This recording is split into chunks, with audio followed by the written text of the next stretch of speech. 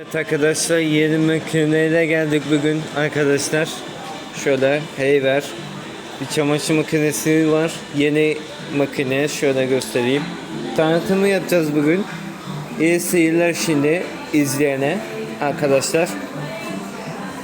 10 kilo yıkıyor, 6 kilo da kurutuyor arkadaşlar. Hem yıkama hem kurutma arkadaşlar, ben size anlatacağım. A sınıfı 100 yıkamada 41 elektrik yakıyor. 10 kilo yıkıyor. Dediğim gibi 48 su tüketimi var. 3,5 58 süresi var yılda. Sıkmada B 78 desibel. D sınıfı 100, kurutmada 308 kurutma yapıyor arkadaşlar. 6 kilo kurutuyor. 85 su tüketimi var arkadaşlar. 85 8 buçuk 50 süresi var yılda. Şöyle gelelim. Buraya tuz koyuyoruz. Tuz danacan yani. Buraya yumuşatıcı koyuyoruz.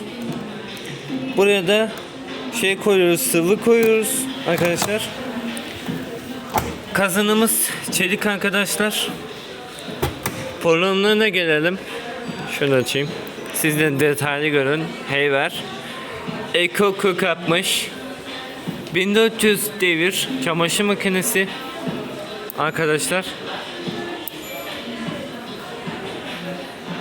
Gömlek pamuklu. Şöyle çekeceğim. Siz daha net görün. Sentetikler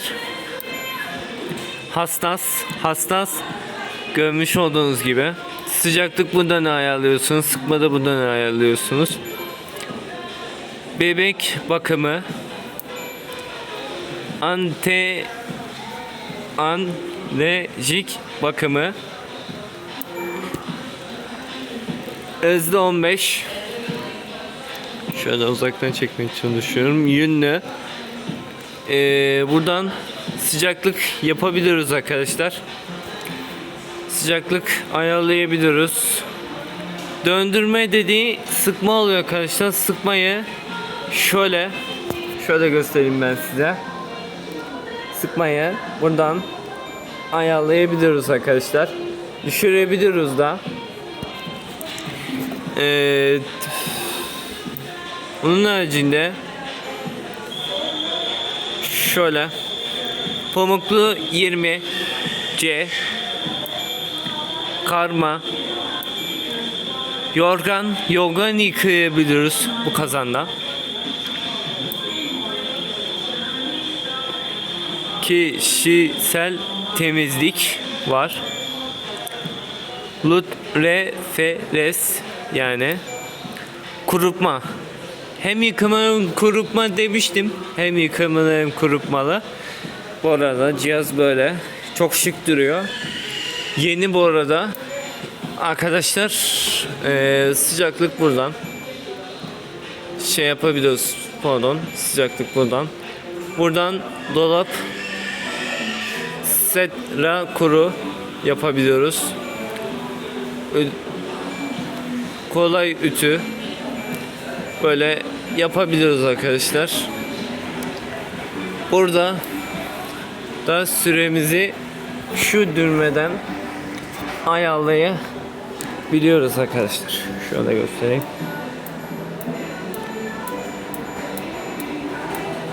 Şöyle. Makinemiz genel olarak çok güzeldir arkadaşlar. Burada da uygulama yapabilirsiniz. Şöyle. Bu arada telefonunuzdan böyle bir yapabilirsiniz arkadaşlar.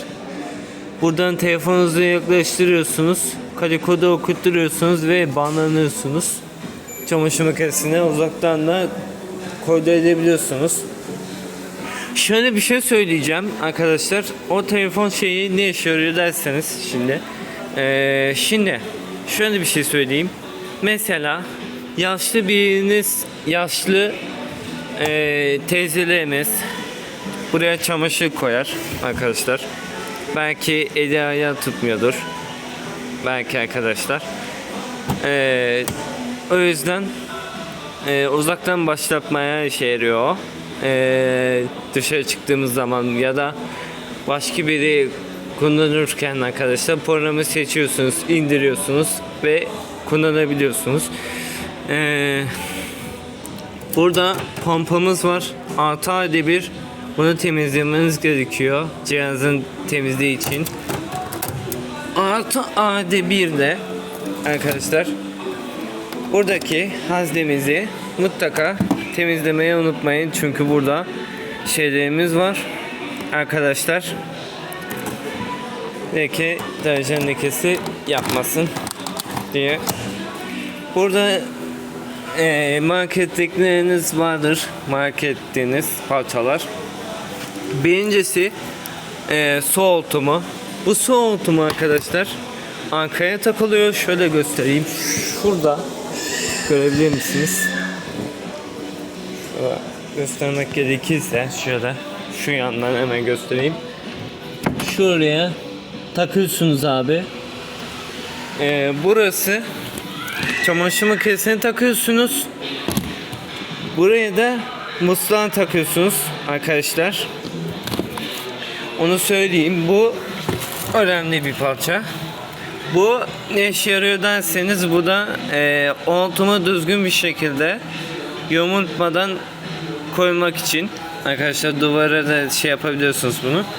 Bu da bunun arkasına takmak için arkadaşlar şu arkasına şöyle arkadaşlar bu arkasına bu.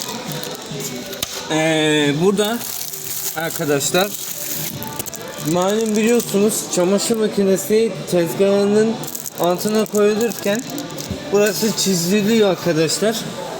O zaman da şık görüntü olmaz. Bu parçada buraya çizilmesini önlüyor bu parça arkadaşlar. Ve kullanım kılavuzu arkadaşlar. Böyle. Bu arada burada %10 %20 pardon arkadaşlar. Şurada 6 ayda bir bu filtreyi temizlemeniz gerekiyor. Çünkü buraya da tıkanırsa burası şey yapmaz arkadaşlar. Su almaz. O yüzden sıkıntı olur. Filtrelerini temizleyin arkadaşlar. Bugünkü videomuz sona olmuştur arkadaşlar. Abone olmayı, yorum yazmayı, beğenmeyi, abone olmayı, yorum yazmayı, çanları açmayı unutmayın arkadaşlar. Görüşürüz arkadaşlar. Yeni videolarda.